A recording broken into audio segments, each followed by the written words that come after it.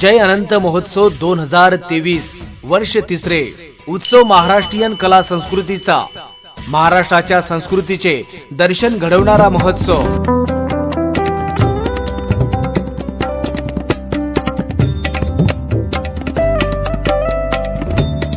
वारकरी संप्रदाय संत परंपरा।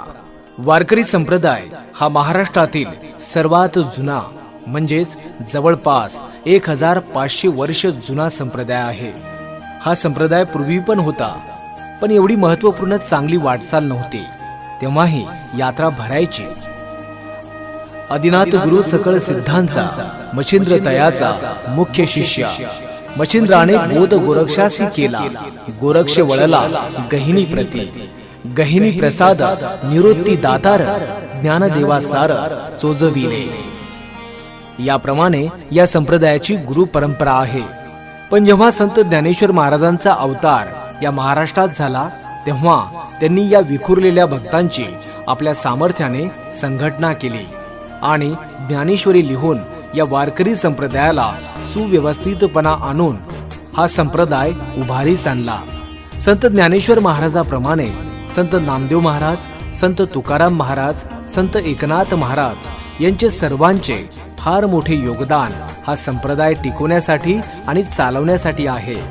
आणि म्हणूनच बहिणाबाई म्हणतात, संत कृपा झाली इमारत फळा आली, ज्ञानदेवे रचिला पाया उभारलिया देवालया।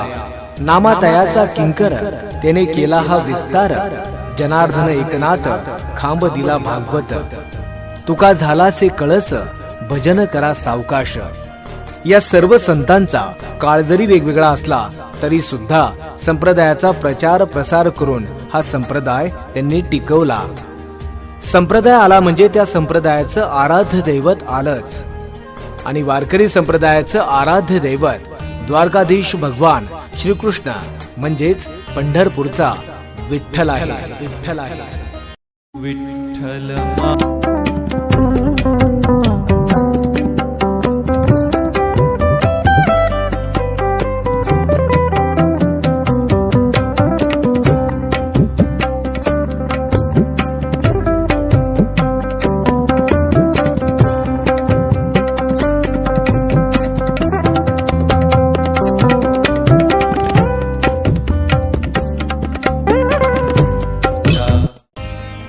हा जो कलियुगातील विठ्ठल आहे तो सत्ययुगात, द्वापार युगात, त्रेता युगात या प्रत्येक युगात वेगवेगळ्या अवतारात होता।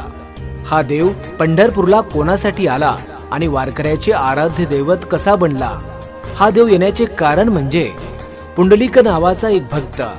याचा पूर्वीचा इतिहास पाहिला तर हा खूप दुराचारी होता। आई वडिलांना खूप त्रास द्यायचा, त्याला आई वडील नकोसे वाटायचे। पण असा एक प्रसंग त्याच्या जीवनात घडून गेला की त्याचं जीवनच बदललं। तो आईवडिलांची एवढी सेवा करू लागला की एकही क्षण तो आईवडिलांच्या सेवेत खंड पडू देत नव्हता। एवढी त्याची सेवा पाहून द्वारकेतील भगवान श्रीकृष्णाला वाटले की पुंडलिकाची भेट घेतली पाहिजे। एवढी सेवा पाहून देव पुंडलिकाला भेटायला आला। ज्यावेळेस देव पुंडलिकाला भेटायला आल्यानंतर पुंडलिक आपल्या आईवडिलांची सेवा करत होता। देव जवळ येऊन उभे राहिले। देव आल्यानंतर देवाला बसायला काहीतरी द्यावं, पण इथून उठता येत नाही। आईवडिलांच्या सेवेत खंड पडला नाही पाहिजे, म्हणूनच जवळच असलेली वीट उचलली आणि फेकली। देव त्यावर उभे राहिले आणि देवाने सांगितलं, पुंडलिका, तुझी सेवा पाहून आम्ही प्रसन्न झालो, तुला काय मागायचं तर माग। पुंडलिकाने सांगितलं, देवा, या पंढरपुरात असाच या विटेवर उभा राहा। तेव्हापासून देव पंढरपुरात कटेवर हात ठेवून विटेवर उभा आहे। विटेवर उभा आहे। जेनो ब्रह्म मार्ग चुकले उघडे पंढरपुरा आले, भक्त पुंडलिके देखिले उभे केले विटेवरी। वैकुंठीचा देव अनिला भूतळा, धन्य तो आगळा पुंडलिक।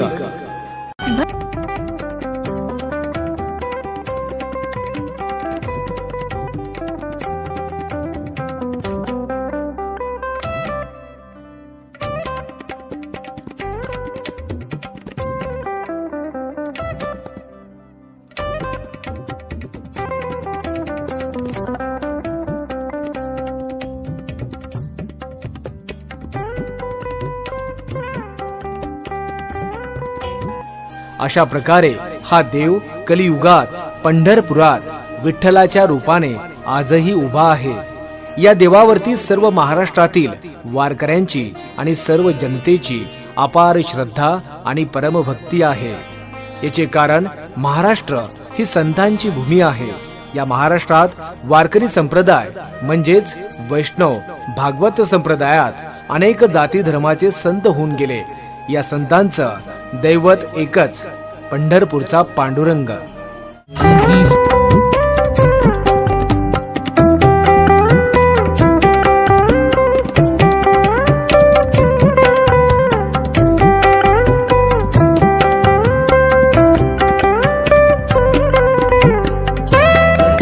या सर्व जाती धर्मातील संतांनी सर्वांना दाखवून दिलं, या वारकरी संप्रदायात कोणत्याही जातीचा असो, धर्माचा असो, लहान असो, मोठा असो, त्याला बंधन नाही.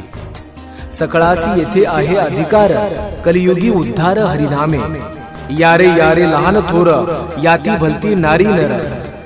उंच नीच काही नेने भगवंता, तिष्ठे भाव भक्त देखोनिया.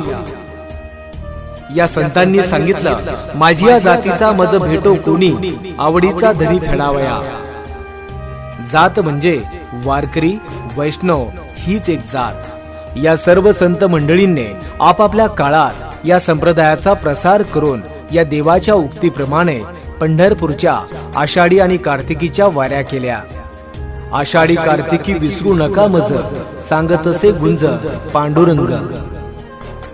या माध्यमातून सर्व समाजाला एकत्र आणलं.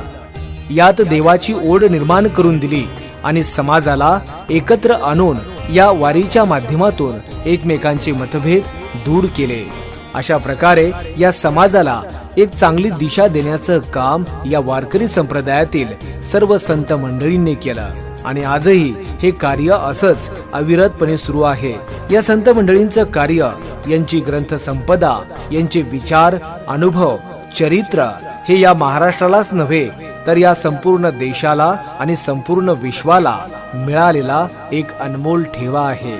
अशा प्रकारे संत नामदेव महाराज, संत ज्ञानेश्वर महाराज, संत तुकाराम महाराज, संत एकनाथ महाराज इत्यादी सर्व संतांनी जशी परंपरा जपली, या संप्रदायाचा प्रचार प्रसार केला, याच पद्धतीने आजही ते कार्य स्वानंद सुख निवासी सद्गुरु जोग महाराज यांनी स्थापन केलेल्या वारकरी शिक्षण संस्था आळंदी देवाची यांच्या माध्यमातून आजही निरंतर सुरू आहे.